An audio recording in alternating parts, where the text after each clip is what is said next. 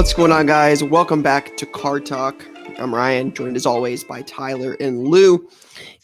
Today's episode, we're going to get into what happened over this past weekend with the NFL playoffs, the upcoming Tiger documentary, and a couple other topics in cards right now, like Lamelo Ball to be the youngest ever for a triple-double, the 101 Zion logo man being auctioned, as well as Tyler with a few interesting takes for the soccer market. But first, I think we have to address my Ohio State Buckeyes just getting smoked. I mean, it just wasn't meant to be. And I understand that. I mean, there's nobody in America that would have beat Alabama. Nobody in America. They were the better team, then that's how it should be, and they deserved to win. I mean, I guess I'm just fortunate Jalen Waddle wasn't healthy enough to play the entire game, and I'm glad Devonta Smith. I'm not glad he got hurt. I'm just it's fortunate he wasn't in the second half most of it because we had got beat by 40. We already got beat by. He set all the records for like everything, and he only played a half, right? In a half. That's crazy. Gosh, you just hate to see it. I mean, Sean Wade said, they're like, who do you want to guard, Sean? And he's like, you know who I want. And he broke every record. Not that dude. I mean, 12 for 2 something and 3 touchdowns in one half. And I mean, like I said, didn't play most of the second half and still won MVP of the game. So, I mean, tough scene. Absolutely hate to see it. Last week, I think we talked a little bit about Fields, what he did in that game. We talked about coming into this game, the opportunity that he was going to have to really enter this upcoming year, the draft, as a white-hot prospect, put some pressure on the Lawrence conversation, 1A, 1B, huge for kind of all things, cards. I think that balloon was popped fairly early on last night by his performance. And what I'll say is this. Texting with friends, buddies, what have you. Did he look hurt? Maybe. Sure. But he missed a lot of balls. I mean, he missed a lot of balls. That on the first down before the half, kind of that haphazard screen pass he threw out there, got a lot of space. I was pulling for Ohio State last night. I'm a big Penn State fan. I was pulling for them. I had money on the line, and he didn't look like a dude that people are going to be clamoring for their cards, at least in the upfront. But similar to what I would say maybe Herbert, still potential talent going into next year. And that was just what was on my mind. Is Mac Jones going to be exciting? I don't believe so. But there was a real opportunity for Fields to do something special. When they tied it up 14-14, I thought we might be there, but I know this is painful conversation for Ryan, but at the end of the day, he's now moving on to the NFL, and history is not kind to Ohio State quarterbacks. No, it's definitely not. I mean, we thought it was Haskins, and he hasn't done himself any favors at all. But I'll be honest, Tyler, this upcoming football class in terms of quarterbacks reminds me so much of last year, except the top guy is more hyped than anybody last year. Burrow wasn't hyped since high school, right? He was a backup at Ohio State. He did, he won a national championship at LSU, but he had one of the best seasons ever for a quarterback. Mm-hmm. Trevor Lawrence, we've talked about this before, is comparable to Zion in terms of hype. Mm-hmm. I still think Fields ends up in the top 10. I think Zach Wilson ends up in the top 10. I think Mac Jones ends up in the top 25. Trey Lance, where's he going to fall? First round, early second round? I think you're going to have some quarterbacks near the top. Regardless of, what Fields did last night, similar to Tua, right? Tua went, top 5 coming off a hip injury, mm-hmm. and his stuff still sold well, So I still think the hype will be there. Deserving or not, that's a different argument. I just think that the market now is all about FOMO, right? So we're gonna buy Justin Fields, regardless if you think if you think he's gonna be good and Lou thinks he's gonna be terrible. We're still gonna have a conversation about what Justin Fields stuff sells for when these products start to come out. Yeah, and we're just in a era, right now. I don't know if it kind of ended with the Aaron Rodgers conversation, but these guys they play.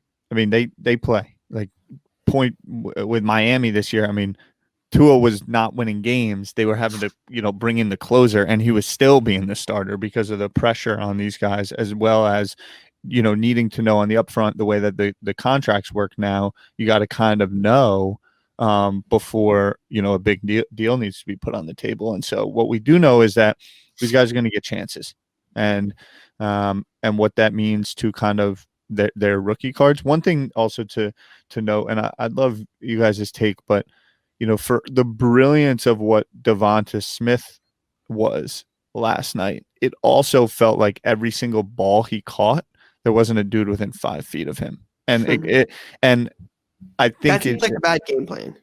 It seems like a bad game plan, but it just goes to show how good. I mean, they've got Sarkisian as their offensive coordinator. They're just that organization that Saban has built is so dynamite. And I wonder. I was talking with a couple of people, like Devonta Smith. Does it transfer in a world where he wasn't mossing people last night? He wasn't. His speed was very much on full display, but I wouldn't be ultimately surprised if he doesn't have the biggest rookie year as an NFL wide receiver. I think he's going to be a stud. No, it'll be like CD, right? Like CD was a superstar in college too, but it's when you play in the NFL, you're a product of who you got throwing you the ball and team around you. Justin Jefferson had over 1,000 receiving yards as a rookie. And he's really good. Yeah, the thing Kirk Cousins throwing the ball. Yeah, the thing with with the Alabama guy is like, I can't remember his name. Devonta Smith, right? Am I crazy? Well, I don't know what the hell just happened in my brain. I didn't play the whole second half. When you watch him, like last night, they were like running zones, game plan like around stopping him, and he would just bust the zone, and he was just gone. He's out of control. He's so fat. He's so good. He's really, really good. Exciting to watch for sure. Yeah, it'll be very interesting. And this is where I'm super, super stoked, is there are a lot of big time prospects at the top of the draft board, right? So you're going to have all the quarterbacks. You have Zach Wilson, you have Fields, and then you obviously have Lawrence. You're going to have the offensive tackle from Oregon. You're going to have another offensive tackle from Northwestern. I saw McShay and Kuiper had near the top of their board. You have Jamar Chase, the LSU kid that didn't play this year. You have Devonta Smith. Micah Parsons will be near the top of a lot of boards. There's going to be some studs. No, he left us. There's going to be some studs near the top of this draft board. It just what flashed, but on my mind before we go to next is what I think we've talked a lot about, or we've done this podcast. We've probably put out almost 30 episodes. That's we've been doing it for 7-8 months. Like, we're going to start getting into the cycle of another product releasing. This class goes in before we know it. It's going to be preseason football next year. And it just makes the previous Prism set that much more valuable, because like what Herbert has done, and we'll get into it a little bit talking about Lamar and just the cyclical nature of prices. It's almost like when it's right in front of your face, performance-wise, and how it relates to, I would say, the pricing of the market, it's almost not as valued until you see other failures, and then you realize how good these players may be. And so whether you're talking about sealed wax of Prism football, like that chase for Herbert stuff is only going to be more desirable. Burrow essentially going to be coming back for a rookie year. The new class and the new firepower almost validates the previous one more, and it's just something to think about. When everyone starts paying attention to that shiny object. Exactly. That's exactly it. And this is what happens every year. This is cyclical. You're going to get into, the April time period. I don't know when the combine is, but I'm going to assume it's going to be in early April, end of April. And you're going to see Trevor Lawrence puts up crazy numbers, Devonta Smith, and you're going to forget about, like you said, the Justin Herberts, the Tuas, the Hurts, the Burrow. You're going to forget. You're like, ooh, Trevor Lawrence. And that will cause a dip there. But I think what you said is funny. It's like, as we get closer to that next season with what their cards look like, we're just getting started with 2020 guys. You don't have optic. You don't have contenders. You don't have national treasures. You don't have flawless. You don't have limited. You don't have plates and patches. Like, where are we? I just right off the top of my head, I can name 10 products that are 3 of them are major that we don't even have yet. Like, we're just getting started with 2020, and a couple months from now, we're going to start hearing about contenders draft picks 2021, and Trevor Lawrence, Justin Fields autos are going to be, through the roof. We had a brief, you had technical malfunction before you came on, and I made a comment, kind of got Lou riled up. I was excited about it, so I think we should dive into it. Talking about Lamar, and I mean, Lamar is on the low. I was like, I called it the floor. His card is selling for his Prism base PSA 10, $850-ish. Feels either cheap or just low when I think about other trends that we see happening. He's already got his MVP under the belt. He's now into underdog land, meaning they're an underdog against the Bills this upcoming weekend. Do you see, obviously it'll correlate with performance, but do you foresee, where do you see that card going? What do you think, Ryan? One, do people come into your shop looking for him a lot? Feels like he's got a lot to go through, meaning tough competition. And it feels like for them to win, he just has to keep being a Superman. Yeah, like people ask about Lamar stuff. It's not one or two on the list, but we get asked about him. But yeah, I in my head, I wonder if it's a fluke, right? Like, I'm not expecting them to beat Buffalo as much as I don't know who I would like to win that game. I would love to get Lou's take on this. I know who Lou wants to win this game, but I don't really like either one of them. So I'm at this point, I'm hoping that it would be fun to see the Browns win because they're local and they haven't had success in a while. But I obviously want Mahomes to win. So that it's tough there. I wish the Browns would almost play the Bills and the Chiefs would play the Ravens, so I could have 2 teams I actually want to win. But yeah, to me, in my head, it's like, is it a fluke, right? Like, did you just beat the Titans? Like, again, no disrespect to your MVP pick, but like, Ryan Tannehill's not Patrick Mahomes. Like, you stop Derrick Henry, you make them one-dimensional. Like, is it a fluke? Can you beat Josh Allen? So in my head, like, that's where I wonder if his prices are staying where they are now is like, are you anticipating them beating Buffalo? If they beat Buffalo and they're in the AFC title and they've won 2 games and Lamar looks good, then I could see some possible uptick there. But I just think people are waiting on, is Lamar going to win? It just, Tyler, I would love to get your take on this. Does Lamar seem to resemble Giannis in a way? Where you're a superstar, you've got MVPs, you're the star of that team, but when it comes to the postseason, you just can't do enough. There's just not enough there. Giannis won 2 MVPs. He's great. He's a superstar. But, like, are you doing enough? Like, is he going to ever – are you betting on Giannis to win the finals this year? No. And my head goes to a weird place when you say that. And I just want to call because I put a live wager on the Titans early in the game. And then I think it was like a 3rd down and Lamar was like, any other quarterback, it's like a sack and then it's a touchdown. And I'm like, oh my goodness. Like, he just has something that nobody in the league can match. How often can they unleash that is the question. Because it really does take him being a one-man band. It's not, having 2 great wide receivers and running back and all that.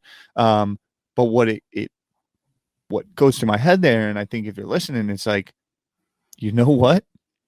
Just means more when you think about LeBron, when you think about Brady, when you think about these guys that have just consistently won. I mean, you look at some of Alabama. You think of Alabama, but to that, I mean, the college for cards, what have you. Yeah, I get you.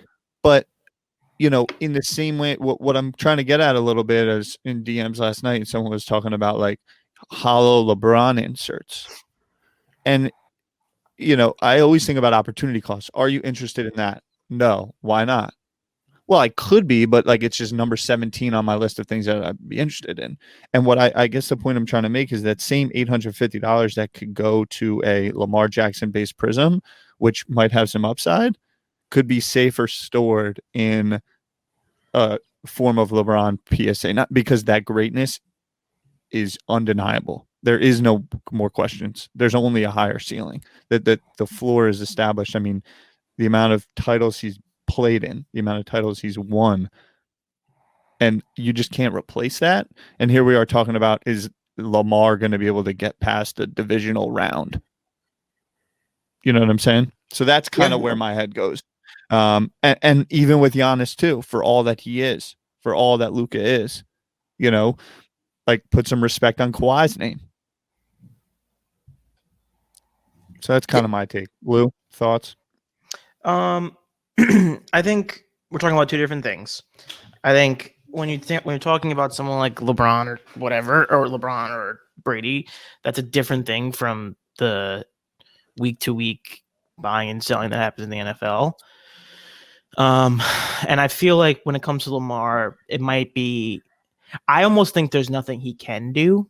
The only thing I think that gets, like, the reason I reacted so crazily to you saying it was near a floor for Lamar was, like, we're talking about $3,000 as opposed to $1,000 or $900 right now, right? Like, he's gonna have to win the Super Bowl, come back next year and play really well to get back to $3,000.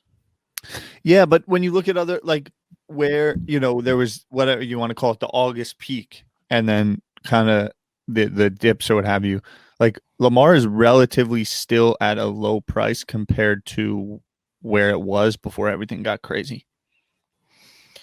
600 and 800 in a world where his peak was like 500 is low. But I think it's all about how you look at Lamar. If you don't think Lamar's going to win a title, you might think that's high. Like, I agree with Lou on this. Like, it's low from where it was when there was more optimism about Lamar. But if you're not betting on that team to win, I think that's high. I mean, are you betting on Lamar to beat the Bills and the Chiefs, assuming the Chiefs win? Are you going to bet on Lamar? No, I'm not either. So what do you buy? It's not good then. It's not good. Yeah, that card's going to drop.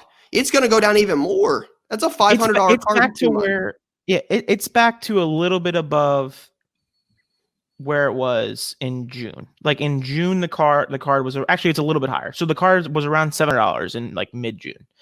So now we're back around $950. That's actually like a fair. If you were said, all right, cool, since June the card's gone from $700 to $950, we'd be like, awesome. That makes a decent amount of sense compared to where we've been all year long with his performance and blah, blah, blah. The problem is in the middle of that, there was a gigantic run up of football that got the card. Yeah, I just want to mention that Josh Allen on May 25th was 300. In peak August madness, it was 670. And now Josh Allen is 900. Small sample, 800, 850. So that's trading higher than that August peak, and you're telling me Josh Allen now all of a sudden has a brighter future than Lamar? I think this from is the June to now. That's what's happened. The important take here is this is the first time Josh Allen has ever had a run of success. Lamar, we've already seen the run of success. He's already won an MVP, right? Like, he's already done that. Josh Allen's never been amazing. He's never been like for sure the guy. Now you're saying like, hey man, this Josh Allen guy, he's really good. Maybe he's gonna take his team. I mean, if they beat the Ravens, they're in the AFC title. Like, that's farther than Lamar's ever got. And like, that's his first year of success. I think the first time you do it, like if Josh Allen were to go to the Super Bowl, his stuff would stay high. If they don't go, I mean, it's still going to go up there, but I think it's all about what you do the first time. I'm saying of like the floor, when I say like floor per se, like if Josh Allen wins the MVP next year, if his card goes to 4,500, like Josh Allen, I don't think is winning a Super Bowl. Just like Lamar might not be. And they're at the same price right now. And Lamar's got an MVP. So like, I see if that MVP doesn't come for Josh Allen, there's a bottom out to go. I don't think we're going to get that much more of a bottom out. The MVP is absolutely a part of the discussion. But if in the next 5 years you're betting on one, or the next 2 years, this year or next year, you're betting on a team to go to the Super Bowl, who are you betting on?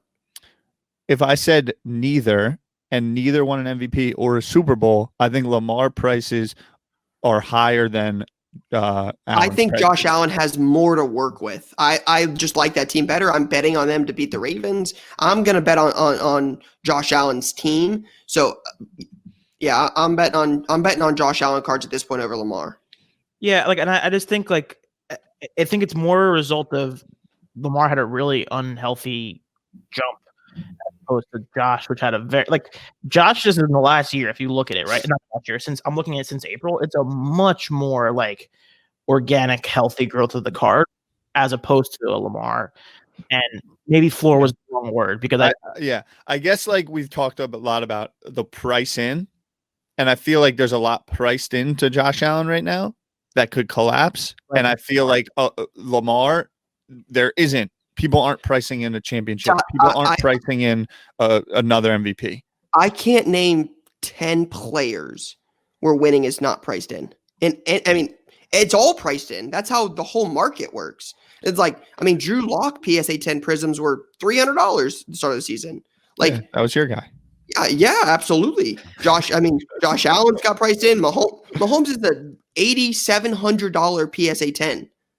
Like, got it. Yeah, I mean, you know what I mean? Like, I just think, I mean, everybody's priced in at this point. My point being is that I think Lamar has a lot more healthy room to go up and less risk to go down than Josh Allen has further room to go down than room to go up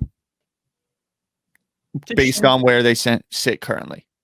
Interesting take. I'm not sure I agree, but which is why I say floor, because I think you're in a safer land to go into.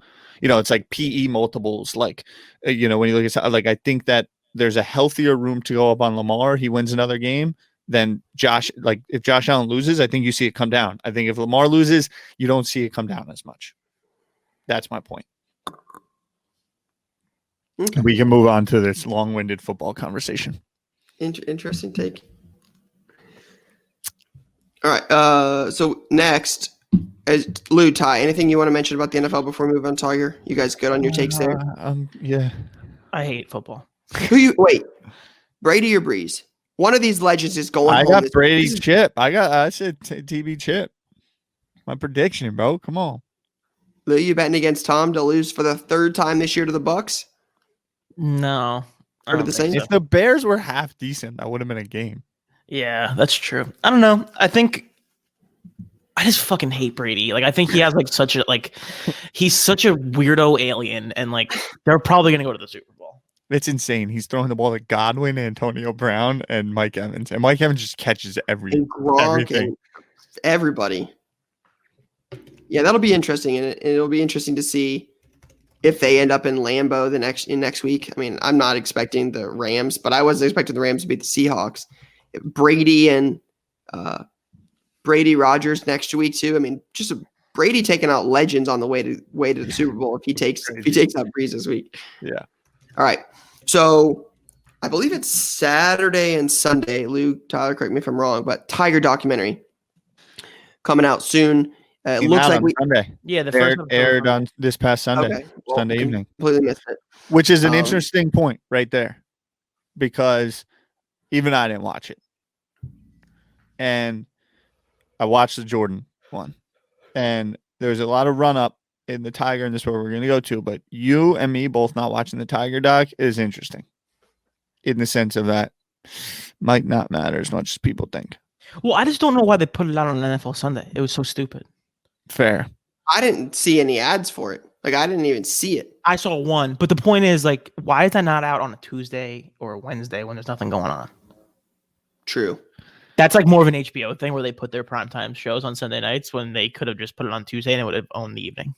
Yeah, I also think the reason I didn't watch it is because like I fuck with Tiger. Like I'm a Tiger guy, and I'm like I gotta watch it, but I heard it was villain. Yeah. What's that? You're not like a Jordan guy, like you didn't. I am no, but Jordan was in the Jordan sat down. That was a Jordan doc. Yeah. Tiger's like. This is a hit piece on Tiger. Yeah, like you coming from my life. I heard it wasn't very favorable towards Tiger. Yeah, I'm interested to watch it, but I heard it's not very favorable towards Tiger. Yeah, it's supposedly not, and definitely not favorable towards his father. But to that point, we've seen an interesting couple weeks in his upper deck rookie, to say the least. Those are down. So they're back to where they were. Higher. They were settled in at like 400 before this all went bananas. Yeah, for PSA 10s. And it climbed up to about 1250. I actually moved one around 1250, my only one, so I have none left. And it is now settled in around 750, it seems. And I mean, I think that's a healthy number for the card. You know, I think everyone knew it was going to come back down. Obviously, the pop is the supply is large, plentiful. But when you compare it to, say, Luka base prism pop, it's not plentiful. And he's a guy that, you know, men for that matter, with disposable income, the degenerate type, you know, the type that is into sports and golf and want that card in their collection. And so I just bring it up because I think where it settles, you know, we look at that card is down, that card got run up, that card is down. You know, it's similar to Bitcoin went down 25% over the last couple of days. And it's like, okay, it crashed. It's a bear market. It's like, it's still up 130% in the last X amount of months, you know? So this is kind of like you know, don't beat yourself up if you didn't get out at the peak. Like if you're in for 350 on a Tiger, your unrealized profit is double. So like everyone is going to beat themselves up for not getting out of 1250, but let's also, you know, maybe it's a healthy thing.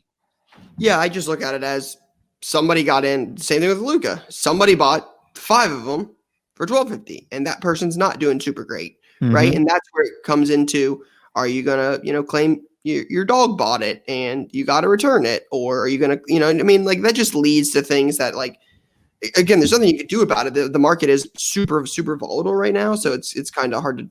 I mean, yeah, it's an interesting situation. So and it definitely depends on your approach, right? We have a full year of golf ahead. The Masters are in April. The Masters is a big moment. There is a world where that card goes to 14, you know, 2 weeks before the Masters. And then what's the conversation, you know? I think the big thing about the Tiger card is, like, I own a BGS 10. I picked it up in Dallas when I was down there in November.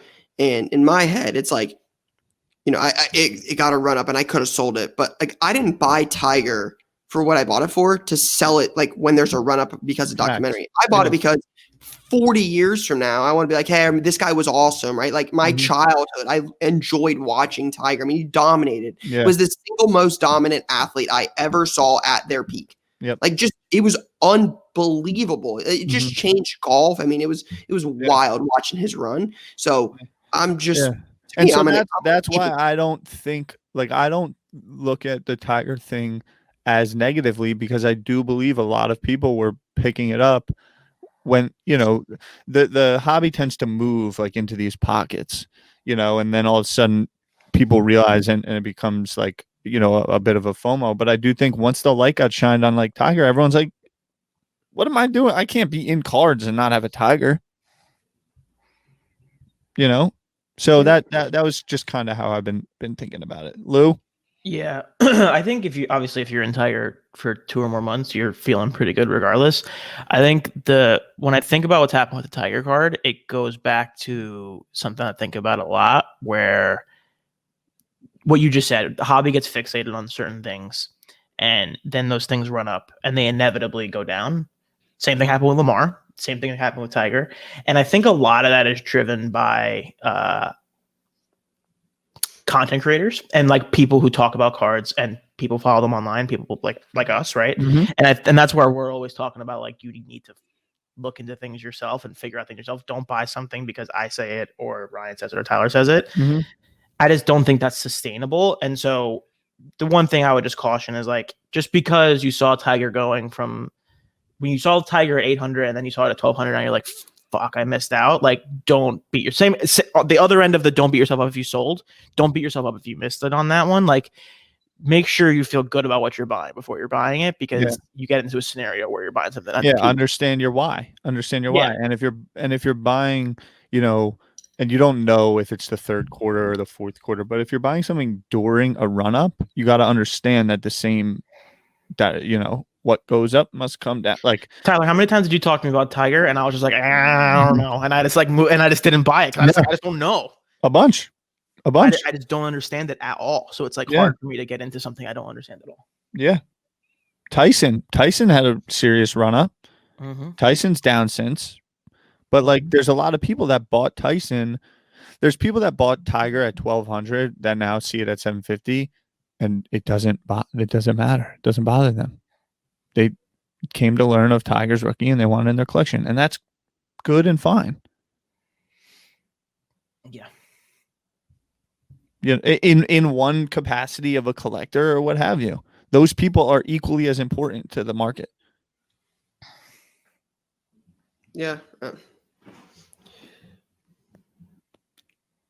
Yeah, I mean, I think the important point is like while they went down, they could have also continued to rise, right? Like if you really wanted a Tiger, those could have hit $2,000, 2,500, $3,000. Again, I'm not saying they would have. Mm-hmm.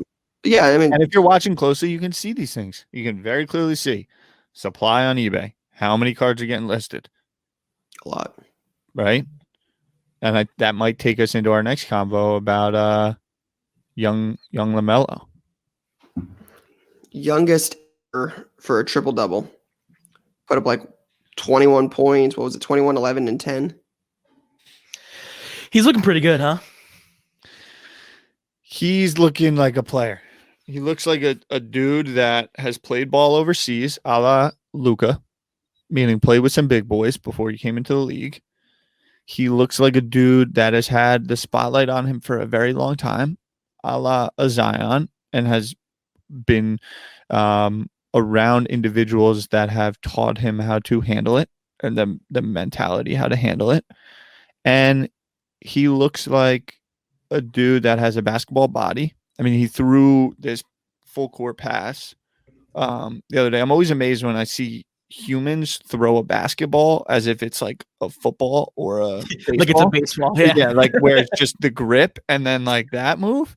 And here we are, a little kid, Lamelo Ball with the braces, that is now a long arms, tall, and with room to grow. And Is he trots out and drops a triple double. At this point in the season, is he the guy you're looking for in breaks or in boxes? Is that the guy you're looking for?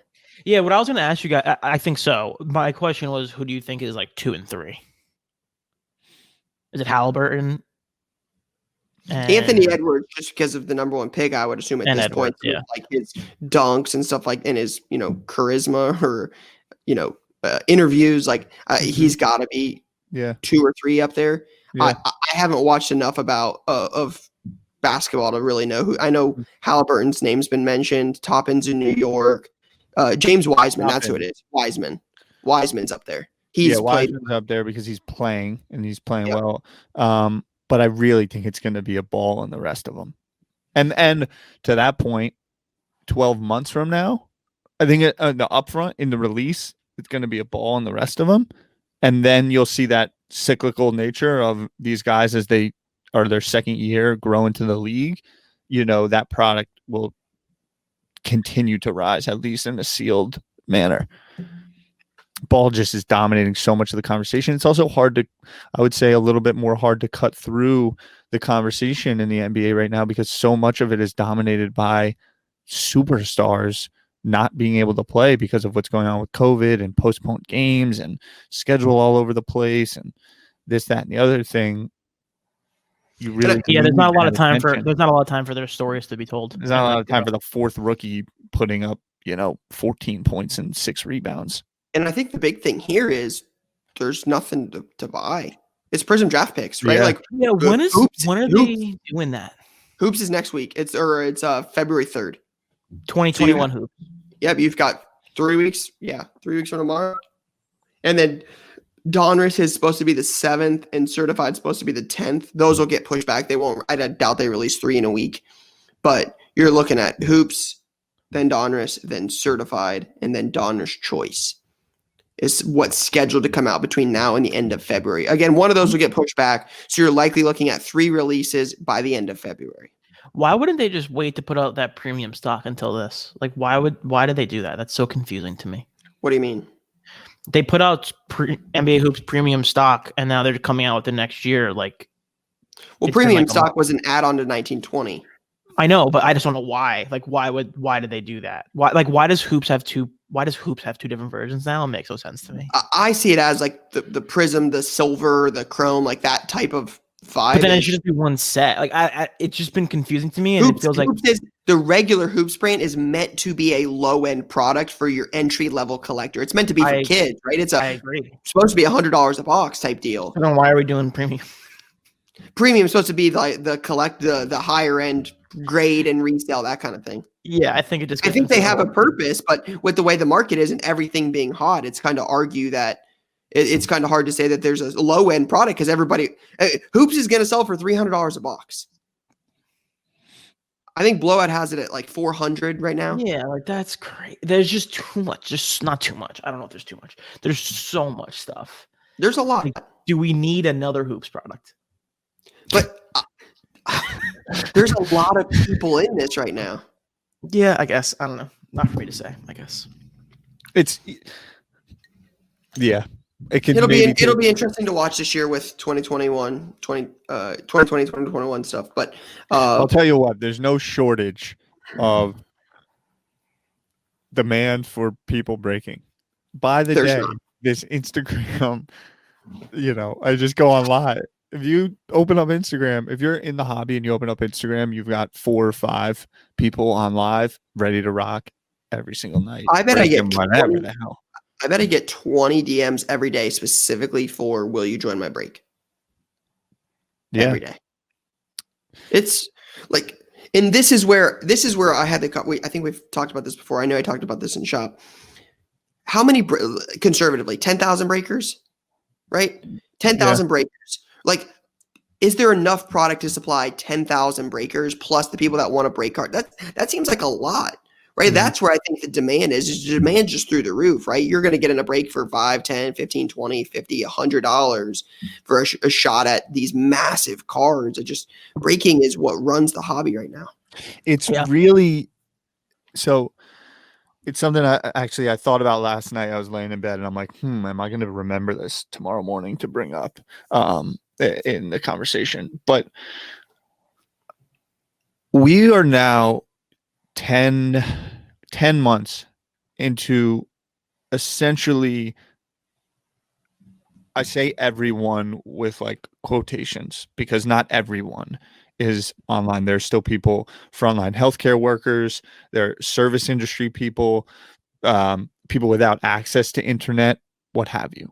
But the collective hobby that existed 3-4 years ago and the new entrants, specifically individuals that came from sneaker reselling world, or just, hype culture fashion world, sports coverage, the Twitter mob.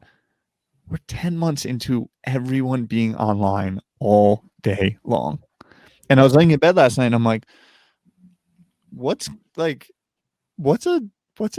I don't remember what it was like before. And the reason I bring it up is because these outlets, these entertainment outlets, there's escapism that has become cards for so many people and digital communities and conversations. If that throttles back 12 months from now, will we see a step back or will the demand continue to stay the same? I'm not sure. It was just an abstract thought I was laying in bed thinking about last night. Yeah, I think I talked about that with Gary when he was on. I think that's the $1 million question. What happens when things go back to normal, right? Is the demand still the way it is, or is it not? I seem to favor that it will be, but I guess only time will tell. But let's move on to auction houses. Tyler, I know you wanted to get into the Pokemon sale. Again, I'm going to let you talk about that. I'm not educated enough in it, but I saw Golden Auctions was put up some major cards just recently. Big boy cards. A couple that I know of are the Luka 1819 Contenders Optic, Gold Vinyl 101 Rookie Auto 9510, the Zion Logo Man Flawless 1 of 1 Logo Man PSA 9. There were a couple other cards. Again, I follow Ken on Instagram and I can look. But Tyler, what was the Pokemon sale? The Pokemon auction? It's a first edition set. Being auctioned? Yeah. A complete first edition set. And it got just a couple headlines. I think TMZ put out an article that was essentially it could fetch up to $750K out of that market. And we were just going back and forth on, what that means. Also, what those articles mean on the upfront to like a bit of, we've talked about it, like creating the number. I have questions about how that got into TMZ. I think we all know how it got into TMZ. Right. So I think we should talk about that a little bit. Yeah, it's fair. I think it's one thing to think about in the sense of where my mind went on that is the LeBron Chrome rookie right now, in the sense of people are buying it now to sit on, not to buy and sell, because it's a hard asset that they can acquire for $20,000 and they can acquire 5 of them. They, meaning individuals that have larger sums of capital, and sit on it. And it's just a storage of value. And so it's draining the supply. And so I think that to the point of, okay, TMZ, because if you're sitting on cards right now, you want to pre-price those numbers, not necessarily because you want to go out and sell, but because you can either show, gains. But that's just where my head went as a little bit of a tangent.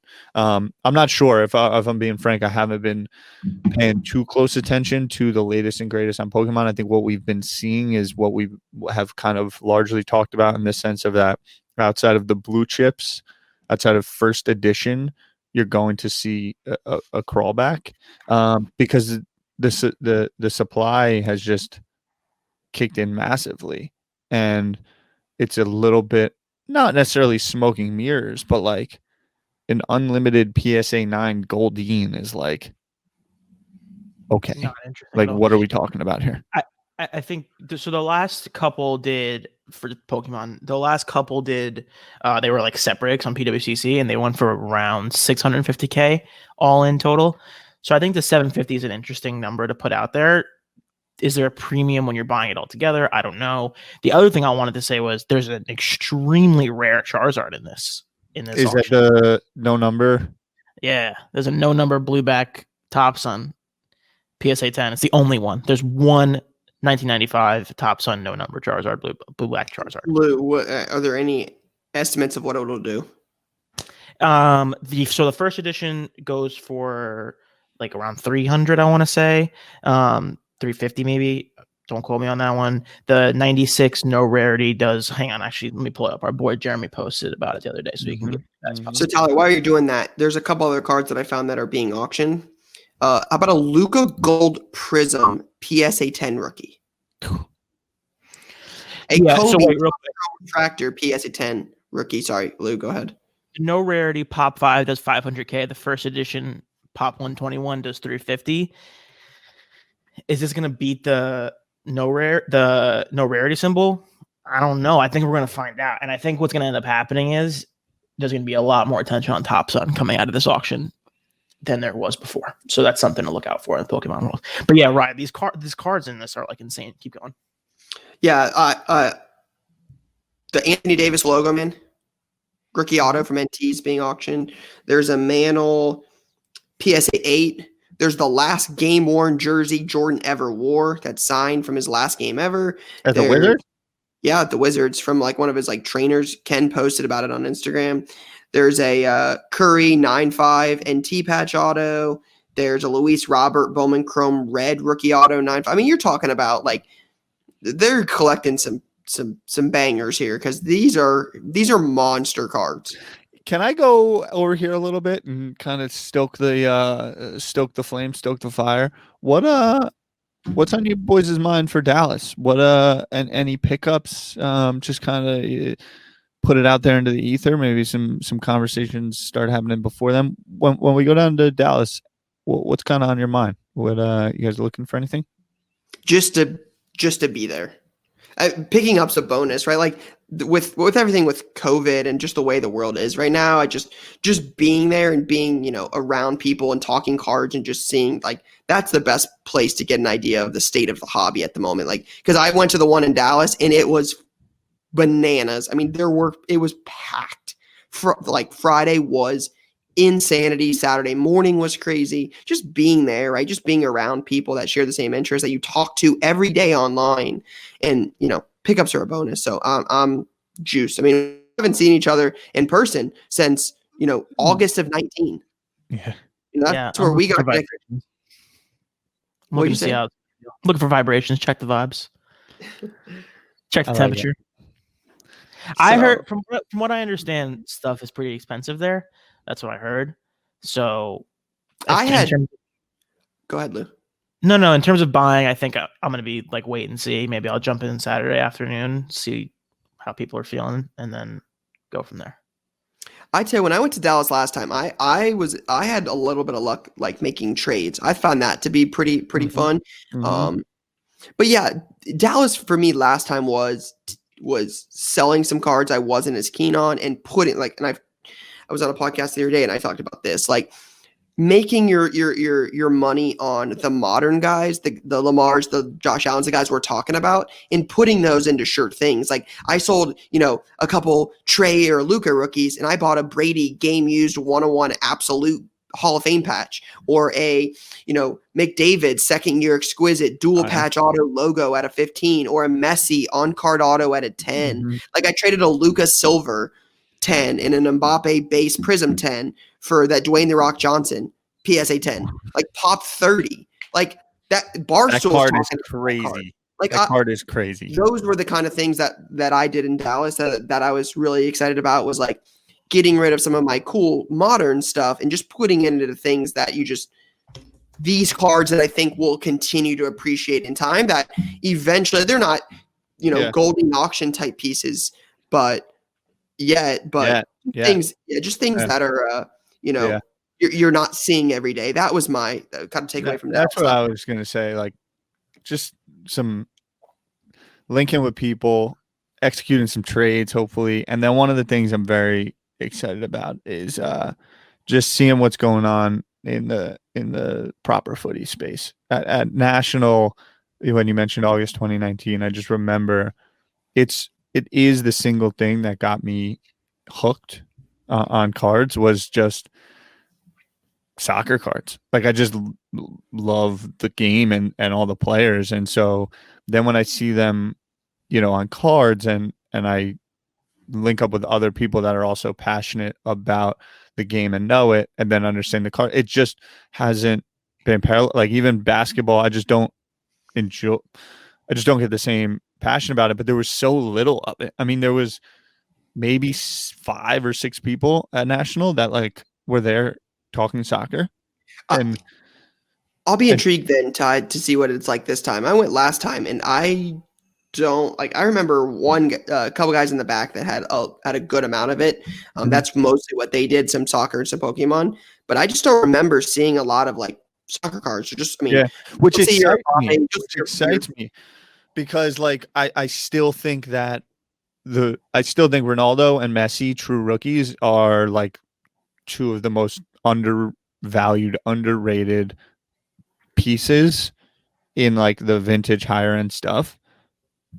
I think that those maybe are to be had down there, because I think those trades, those things, like a lot of the stories that I've heard from you,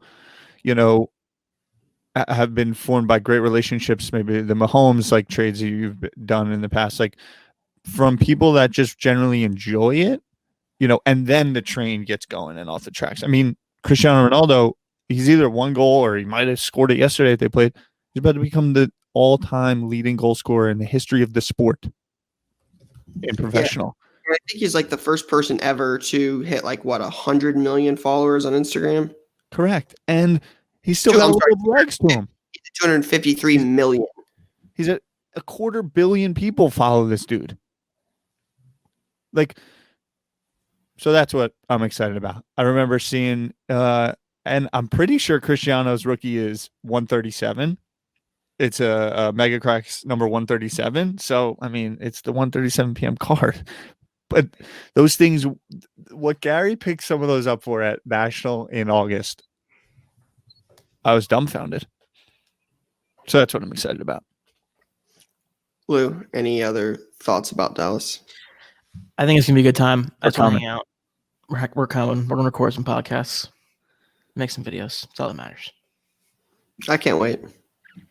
All right, last but not least, new releases this week. You're only, in terms of like major sports, you're only looking at Playbook football. But we haven't had a football release since Obsidian in December. So this is going to be, I think, a popular release. These booklets do pretty well. I'm actually going to post a booklet on my Instagram page on Wednesday. In 2018, 2018 Playbook, there was a one-of-one Mahomes patch auto booklet hit in my store. I got it on video. It was one of my first months open. It was 18 or 19. I don't remember. I have to check. But it was it's the coolest card I've ever owned, and I still own it. And it's I'll post a picture, and it's wild. This card, I mean, it's like 10 patches. It's so cool. So with no releases in a minute, I think this will do well. But on the horizon next week is Contenders football, and I think that's going to be important. You know, we're going to be wrapping up football season here soon, but that's a big product. Like Cracked Ice Mahomes is a monster card. So like, what are we going to be looking at here for some of these modern guys with no Burrow, with Burrow being injured, right? Tua and Hurts not, doing amazing. And then Herbert obviously being huge and likely the favorite for Rookie of the Year. Like, what are those cards going to sell for out of the gate? So that'll be next week. But this week you're looking at Panini Playbook football, and then like Leaf in the Game multi-sport. So I'm excited for Playbook. Should be a fun release. Good break product for sure. So any closing thoughts? Closing thoughts. Back to my footy. We've got Champions League coming up. We've got an epic second half of the Premier League. People are really this Topps Chrome UEFA Sapphire. This whole Sapphire thing is interesting to me. Yep. It feels like there's real heat around that product right now. I don't know if that's hit your radar, Rye, but I think over like the last 2 weeks, just boxes of it are up kind of 30-40%. I don't know. They're messing around. They're throwing the rookie logo around a little bit judiciously. I still don't love that design. They're actually selling it retail in the UK, which I believe is a new thing, which I think is good and healthy. I'm just excited when I hear about the unlimited amount of breaks that are happening, and then obviously where those cards going, they're getting graded, that backlog, like just the entire supply chain, the innovation that is coming, no matter how you think about it or however you want it to play it out, it's going to happen because the consumer dynamics have changed so drastically. I'm excited about that. And that's one of the things that when I think about footy, because I think there's a lot of people that are in it that are cards are educating them about the sport, and it's maybe not necessarily good for the game, but the idea of someone entering breaks and then just automatically grading their cards is putting a lot of pressure on the system, and I think that pressure is good. I think I'm excited for the fact that 6 weeks from now, you'll be heavy in the basketball release schedule, because basketball's major release calendar is going to run from like February through May, I believe. So you're going to get into the heart of basketball season. You still got some major football releases that are coming that are going to be in that period. So you have major football and major basketball in there. You're going to be, baseball's already starting to heat up. I know our guy Lou is big on baseball. That's heating up, right? I think that's a good topic for next week, as we've seen some Chrome sort of past the standard flagship paper products. So baseball is going to start heating up. You're going to have hockey starting soon. I'm excited. Again, I'm not the guy in this, but I'm going to see what 6 weeks looks like now when, a lot more is going on. I think this is kind of a slow period with the lack of releases, but I think 6 weeks from now, you're going to really see a lot of things going off. So. Love it. Yeah. Cool. All right. Cool. All right. Rye, all the best with the shop. Have a good day, brother. Lou, talk to you. We'll be talking. See you guys.